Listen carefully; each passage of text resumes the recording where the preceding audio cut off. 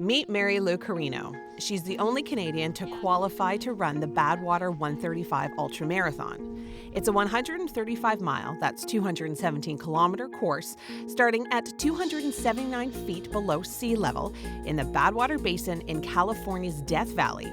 It's deemed to be the toughest foot race on the planet.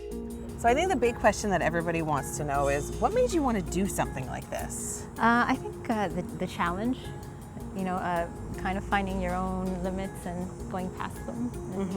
And, just maybe seeing what I'm capable of. It takes place annually in mid-July, when the weather conditions are most extreme and temperatures can reach 130 Fahrenheit. That's 54 degrees Celsius.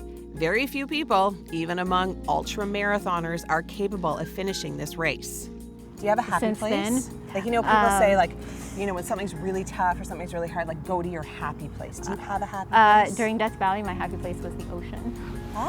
Yes, so just cool thoughts and, thinking about how I was going to celebrate this finish. And, so I would often think about, how I would be at the finish line too.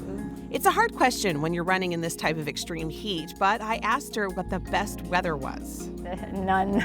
No, yeah. I know it's hard. You know what? It's hot. I find probably the best time was when the sun was going down. So even though it was hot, you knew you were going to have a number of hours without the sun beating on your head. So and the sunset is beautiful. And the worst? So the temperature at 11 p.m. was 118 Fahrenheit, which is I think 47 or 48 Celsius, and it's very suffocating at the bottom. So I think for me that was probably probably the hardest part of the race. Actually, just leaving that basin.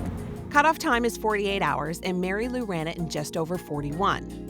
When I asked her what was next, it's hard to beat something like this, but there's always new goals to chase, whether it be a faster marathon time, which is a big challenge for me, believe it or not, because I do actually enjoy the longer, slower distances. So I think that's going to be my next challenge.